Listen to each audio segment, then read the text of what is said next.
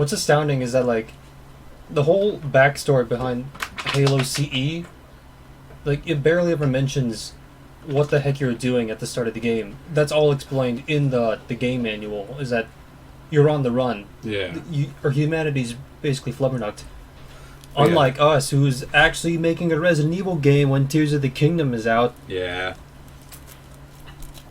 But yeah, speaking of all that, so it's like, alright, you just got the game, you can't play until you get home, so you look at the manual, like, and I felt like the Pokemon handbooks were basically the big Chungus versions of them. It's the... Because, like, there's so much you can...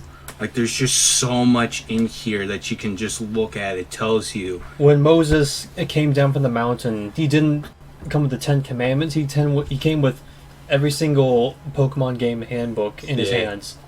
And the thing is, I got a lot. I didn't get the black and white versions because I think I burned myself out after playing Heart Gold and Soul Silver. Yeah. And I didn't realize that black and white came out. So I kind of like skipped on that game for a couple months until I saw someone playing it at Taekwondo class. Yeah, I want to know. Oh shit! Wait, there's a new Pokemon game. I want to know how you missed an entire generation debuting. I didn't miss an entire generation. Or I like only the missed it debut. for like a couple months. Yeah, a couple months is, I still think, quite a bit. Anyway, I don't have a Dr. Pepper to christen the usual episode. Let me go open a boba tea. Oh, that's a lot louder than I thought it would be. Nice pop. Listen. Yeah, it's the same boba shop that I talked smacked about in the last episode. I paid $8 for this. Let's see if it was worth it.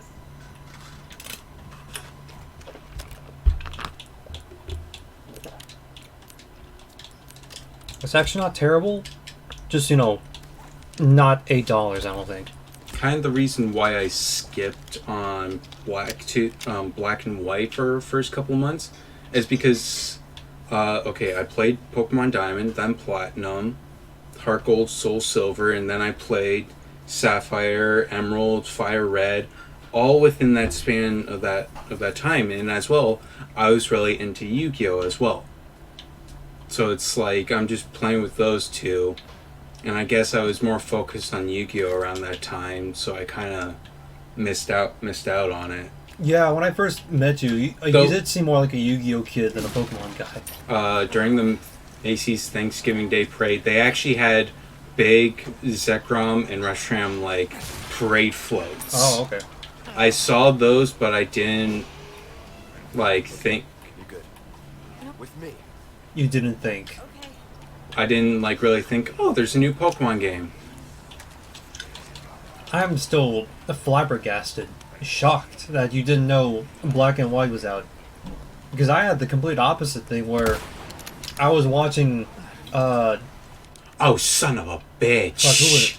It was someone, it might have been Maryland, who was doing I think they were playing through a Japanese copy of the game. Because this was way before starting X and Y when they all released internationally at the same day. So I basically watched a Japanese copy of Black and White being played for a couple months until finally it came out in North America.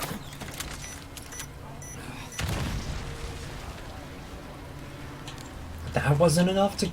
Jeez. Spaghetti's in this game. Still not as scary as the Spaghetti Men from Tears of the Kingdom. Oh yeah. Sweet mother Fuck of those goose. guys. I seriously actually hate them. I was wondering, because when I first saw that, my sister was playing and I was watching her, and then I was like, why is the Blood Moon music happening? It's only 4 p.m. And then we saw just the hands and the arms and just, oh, sweet mother of goose, Jack. That was terrifying. Oh yeah, and also going back to the Pokemon handbooks. Yeah. I don't really collect the Pokemon handbooks anymore. I feel like I just don't notice them as often. But I really got the Pokemon handbook. I really got the Pokemon handbooks way back then during the DS era. Yeah. And I just constantly looked at them Like they were just so cool to like look at, especially when I didn't really have like no the internet was the thing that I could use. Yeah, well, I just went on Maryland to Cerebi all day. That was pretty much my whole life. I think I got my first one, the Diamond Pearl one, through the Scholastic book fair Oh, that place, yeah. pamphlet. Come on. Meanwhile, the only thing I ever got from Scholastic was the fucking Pokemon Special Adventures manga for Black and White when they were Oh, first that's coming out. cool. But this was back in the day when, like, Black and White specifically, they had a really weird print run where instead of like a full page Oh yeah, they manga, were like really thin. yeah, they had the really thin booklets that was like a half the size of like, what the fuck happened here? Yeah, what? Why did they do that? I genuinely have no idea. My only guess is that they didn't want to like catch up too quickly with the English translation and then have like a blank period of nothing going on. Maybe. So that was like a way to stall the release dates, but that's my only guess. Though actually one other, though, and then I keep going back to the Pokemon handbooks. You want to know something funny? Mm-hmm. I've said that. Oh yeah, I love the Pokemon handbooks so much and all that. Yeah. I accidentally I think I was being picked up after school program, waiting for my mom, and I was like reading it, and my mom was like talking to one of the like what's the right word, caretaker. Like the after school, Yeah. not teacher but teacher thing. Yeah. Yeah. I was reading it, and I somehow like just left the book there on the floor. On the floor. Yeah, on the ground. Well, on the ground outside. I somehow left it outside, though. Thankfully, one of the caretakers and a really cool dude Yeah. saw that I left it there and like kept and held on to it Oh. and gave it back to me. And thankfully, it wasn't too damaged because I think the next day it was supposed to rain. So bless his soul. Something similar happened to my sister. Now that I remember. So, back when Black and White was like first out, she got a Snivy plush, right? Took it to our grandparents' place. Forgot it there, I need you to open it from the other side. and she didn't realize that she left it there for the next 3 or 4 years. Just like a little bit sadness because you lost a friend, and then we find it at my grandparents' place again. It's like, oh, that's where you were. Sorry about that. And then we go to get like a family picture taken at a professional photography studio. Good work. She almost left him again, the little Snivy again. And then the cameraman's running out when we're done. It's like, hey, you forgot something. And I remember just like taking the Snivy, just sort of like pantomiming it, and I make sure to like put its little hands on its hips and just have it give it the look to my sister, just like, How again, dare you? again. If that was me that left that Snivy plush, I probably would have cried until one of my parents went back to get it. Because that did actually happen once, where I accidentally left like my blue blanket that I had as a kid at a hotel. And because we were flying, it was around Christmas time, we were flying over to California for the holidays. Mm-hmm. But the thing is, we had to go from Des Moines to Chicago, had to stay in Chicago for a night, and then fly to California. And so, like, I accidentally left it at the hotel. I was crying.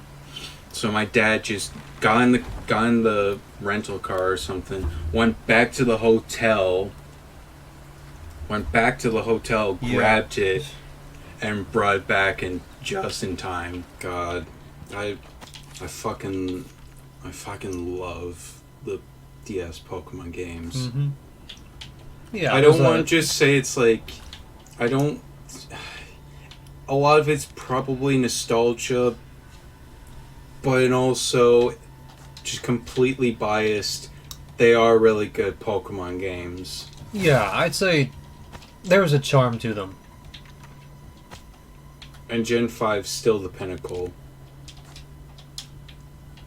I just hope Pokemon does not screw up the remakes For what?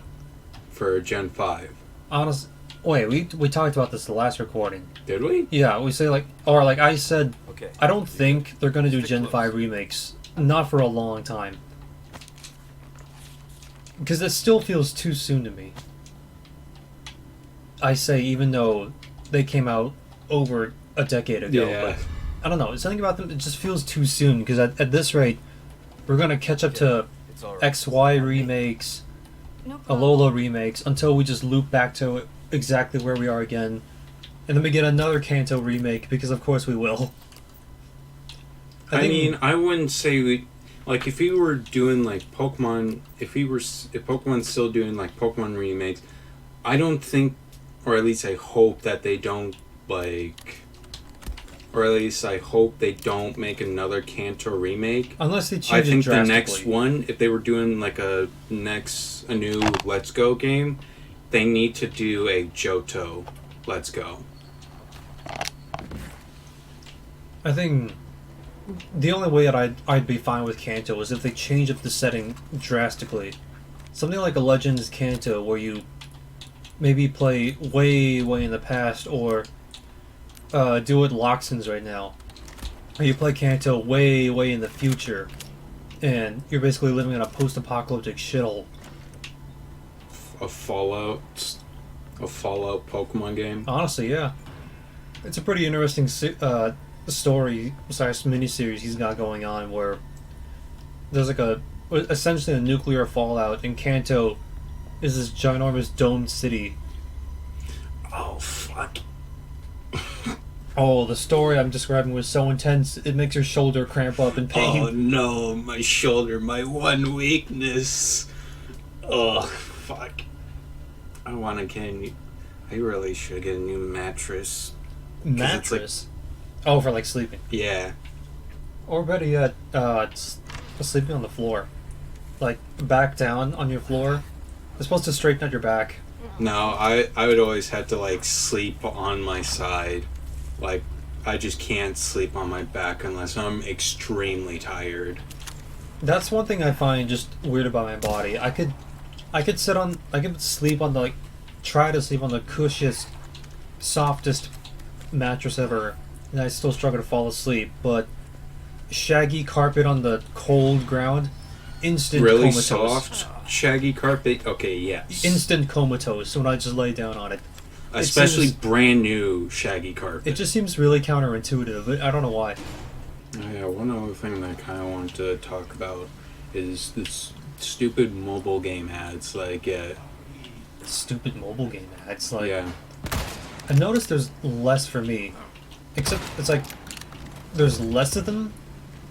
Like different number of mobile yeah. games, but I keep getting like the same ones over and over. yeah. Just same. like Raid Shadow Legends or whatnot. I only get Raid Shadow Legends every like once in a while. The one that I get the most is it's like Call of Dragons or something. Mm. But the thing that I just do not understand, like the appeal.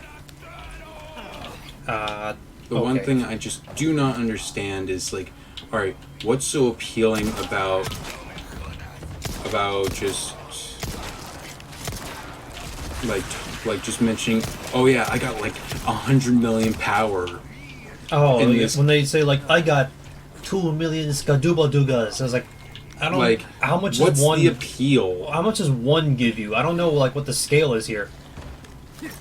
I don't care about the scale. It's just like, why give a shit about? It's like, oh, I have this high amount of power that just is actually meaningless. It's like sign up now and you get 47 Scrungle Dungles for free. It's like, okay, is that like a high amount or what? What's the conversion rate here? The funniest mobile game ad I've ever seen was it was basically like a Clash of Clans clone.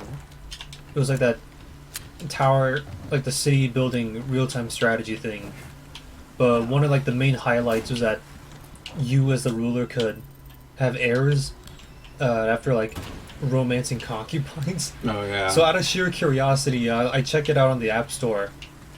Okay, what do they got going on here? And I check the ratings, and it's got like a 2 or a 3 out of 5 stars. Yikes. And pretty much all the complaints were either saying the game is buggy and doesn't load, or people complaining there aren't enough concubines. I want to fuck more concubines. It's like, wow. Really? That's what you're complaining about?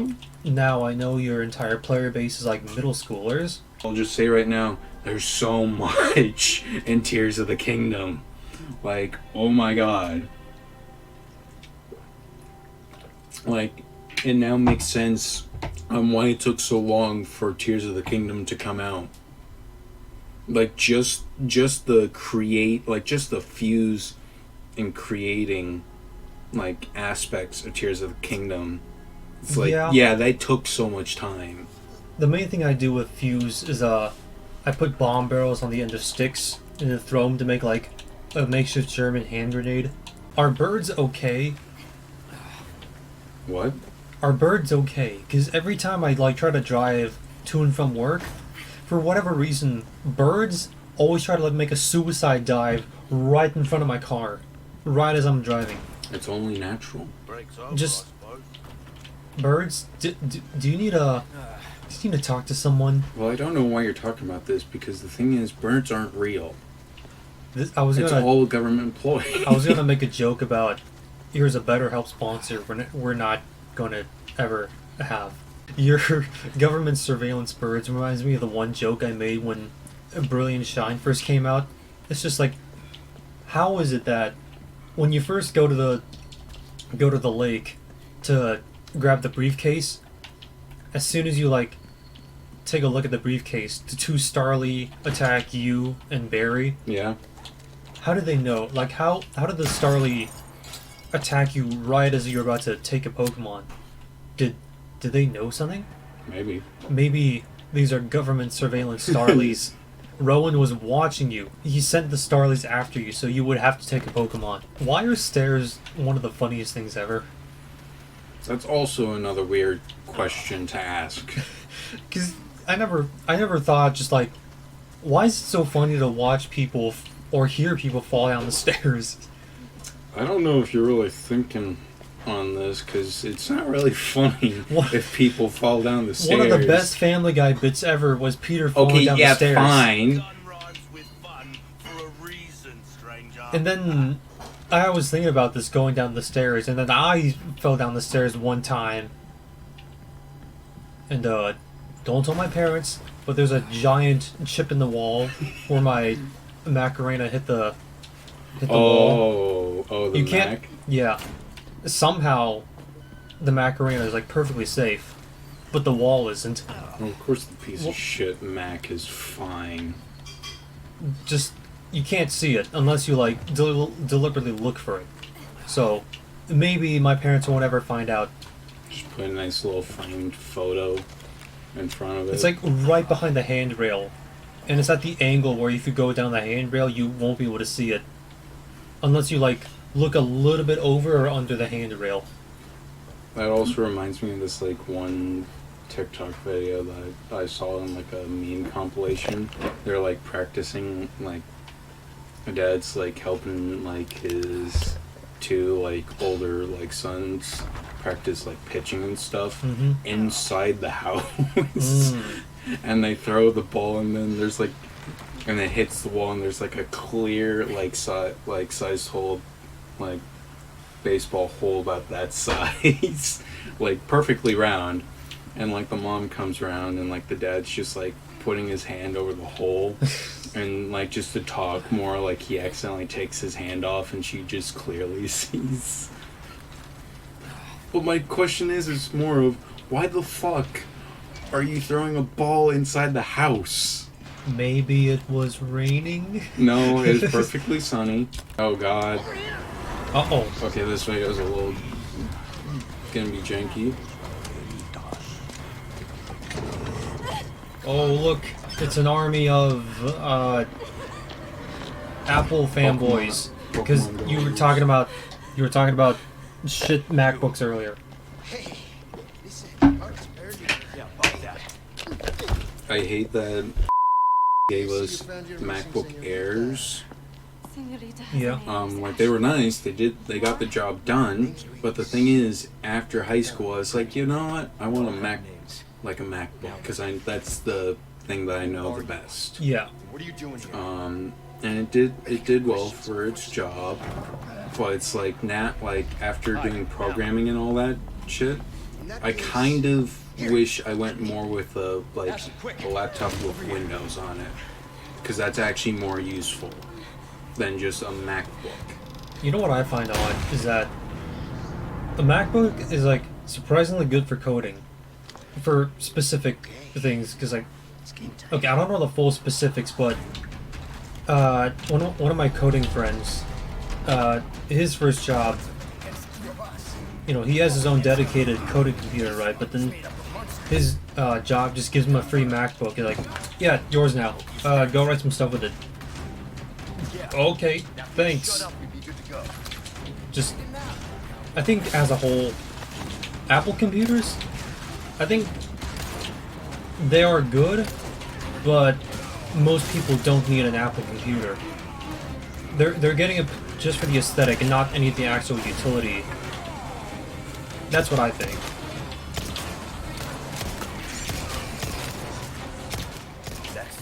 The same with the phones. It's like, yeah, it's good, but I think it's probably overkill for what most people need in their daily lives. Well, the thing is, for me, it's like I've had an issue with trying to get like one of the IDEs to use to write code in C++ on my MacBook. Mm-hmm. I just never got it working for some reason. I think, as a whole, most like Apple computers are like an A-tier device, right? But I think a large majority of people don't need that.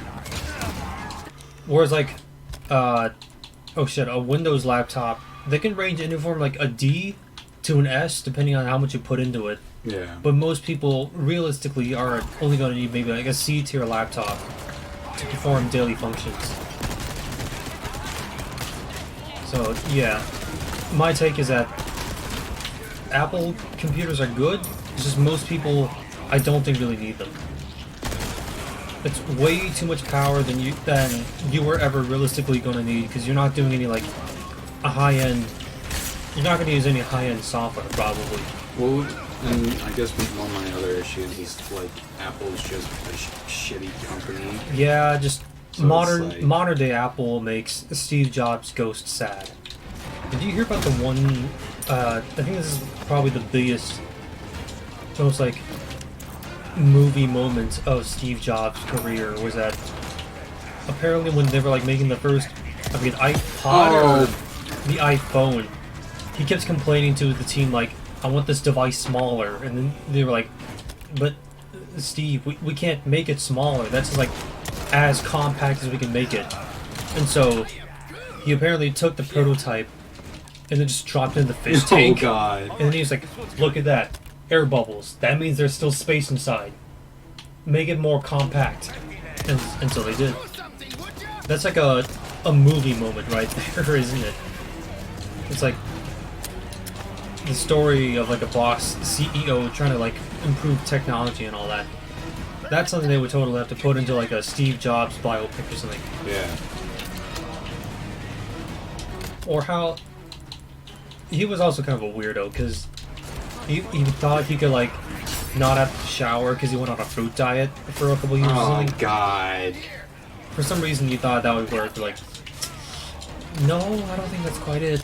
How deep do you want to like go with your naming conventions? Or like, do you think about giving names and whatnot? Like, what do you mean? For either comes to like products or a hypothetical company or a character you want to make, or like even like naming your Pokemon.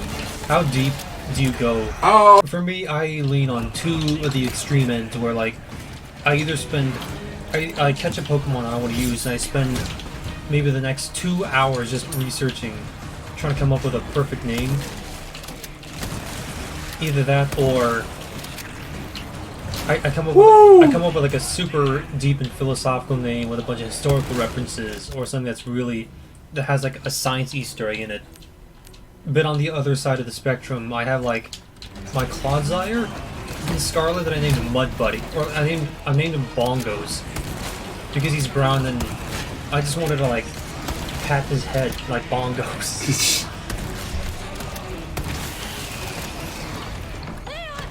I'm asking this because apparently the reason Steve Jobs named the company Apple, people thought like, oh, is it like a reference to like Adam taking the forbidden fruit, or is it like because Isaac Newton discovered gravity, or like thought about gravity because the apple fell on his head? It's like, I mean, wasn't that like one of the original Apple logos?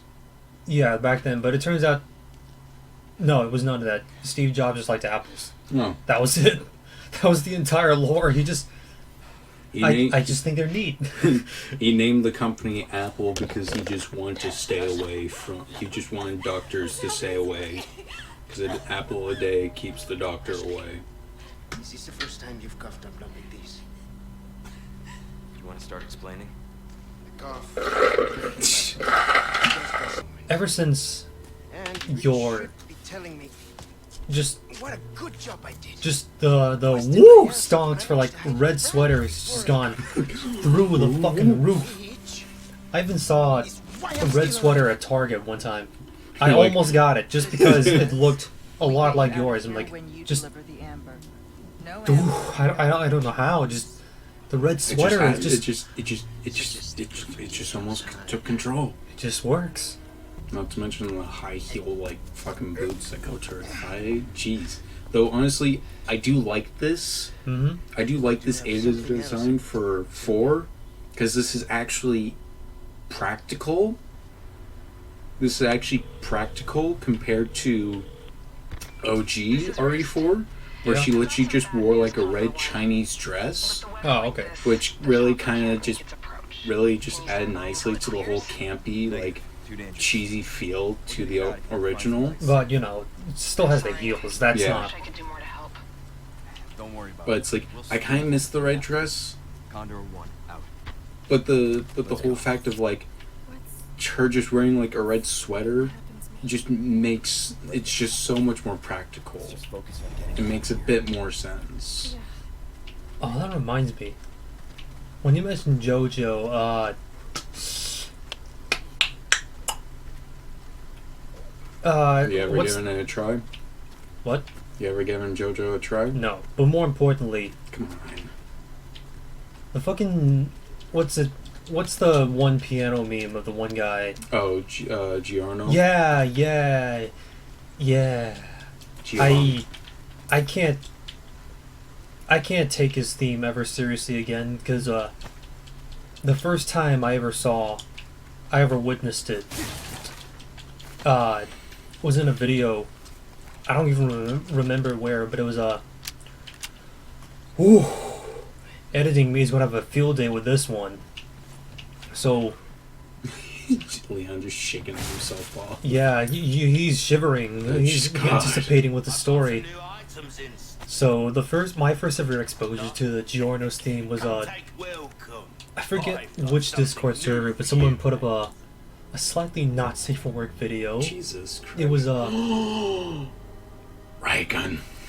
it was a woman who was like looking like she was gagging and throwing up while the Giorno theme was playing, and so